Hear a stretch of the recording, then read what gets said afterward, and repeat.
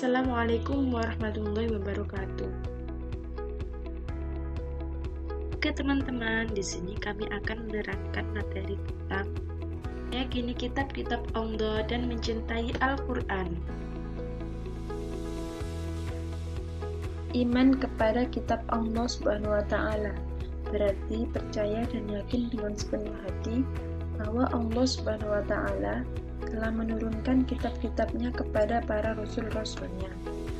Ajaran yang terdapat di dalam kitab tersebut disampaikan kepada umat manusia sebagai pedoman hidup agar dapat meraih kebahagiaan dunia dan akhirat. Kitab-kitab Allah Subhanahu wa Ta'ala tersebut juga dapat memberi jalan keluar terhadap setiap masalah dan kesulitan yang dialami oleh manusia dan dapat membedakan mana yang benar dan mana yang salah. Allah Subhanahu wa Ta'ala berfirman dalam surat Al-Maidah ayat 16, Bismillahirrahmanirrahim, Yahdi bihillahu manittaba'a ridwanuhu subula salami wa yukhrijuhum minad dhulumati ilan nur bi'idnihi wa yahdihim ila siratim mustaqim. Yang artinya, dengan kitab itulah Allah memberi petunjuk kepada orang yang mengikuti keridhoannya ke jalan keselamatan, dan dengan kitab itulah Allah mengeluarkan orang itu dari gelap gulita kepada cahaya dari izinnya dan menunjukkannya ke jalan yang lurus.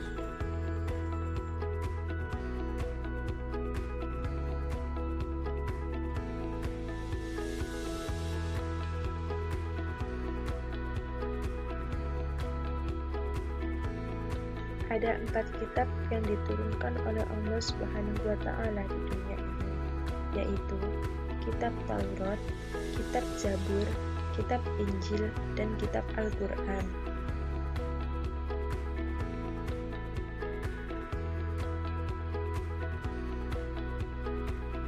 Kitab Taurat. Kitab Taurat diwahyukan kepada Nabi Musa alaihissalam pada abad ke-12 sebelum Masehi di Bukit Sinai. Nama Taurat berarti hukum atau syariat. Kitab Taurat diperuntukkan sebagai pedoman dan petunjuk bagi kaum Bani Israel saat itu. Bahasa yang digunakan dalam kitab Taurat adalah bahasa Ibrani.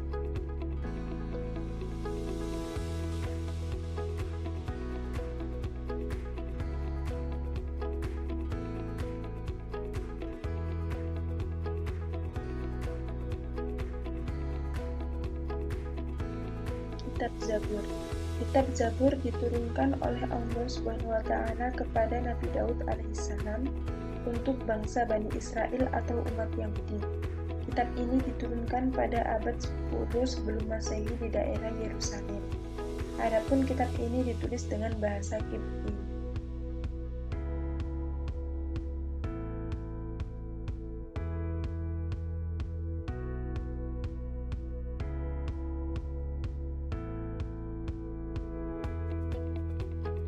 Kitab Injil. Kitab Injil diturunkan kepada Nabi Isa alaihissalam pada permulaan abad 1 Masehi.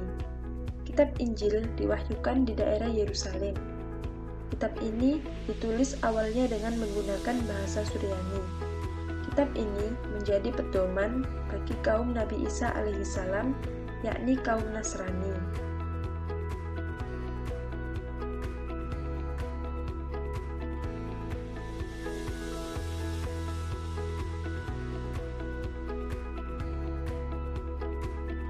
Kitab Al-Quran.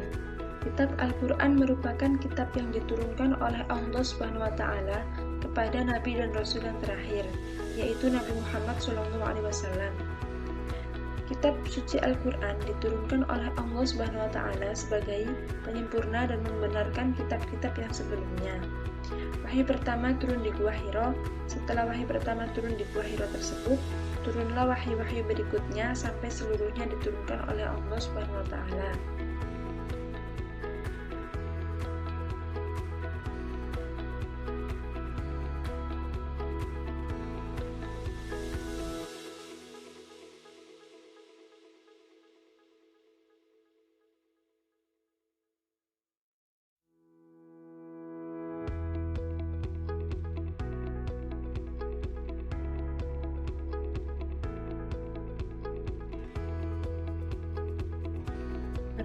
perbedaan kitab dan suhuf. Wahyu-wahyu Allah Subhanahu wa Ta'ala yang diterima oleh para rasul dalam perkembangannya. Ada yang dibukukan berbentuk kitab dan ada yang dibukukan atau berbentuk suhuf, yaitu lembaran-lembaran terpisah. Namun keduanya sama-sama berisi firman Allah Subhanahu wa Ta'ala yang diberikan kepada para nabi dan rasul. Kitab dan suhuf mempunyai persamaan dan juga perbedaan. Persamaannya adalah keduanya sama-sama firman Allah Subhanahu wa Ta'ala yang diturunkan kepada para rasulnya. Adapun perbedaan antara kitab dan suhuf yaitu isi kitab lebih lengkap daripada isi suhuf. Bentuk dari kitab sudah dibukukan, sedangkan suhuf masih berupa lembaran-lembaran yang terpisah. Kitab biasanya berlaku lebih lama daripada suhuf.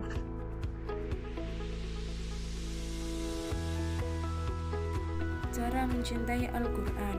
Al-Quran memiliki peran penting dalam menuntun umat manusia. Mengawali kecintaan terhadap Al-Quran bisa dilakukan dengan mulai membacanya lalu menghafal dan mengamalkannya. Oke teman-teman, sekian penjelasan dari kami, semoga bermanfaat. Wassalamualaikum warahmatullahi wabarakatuh.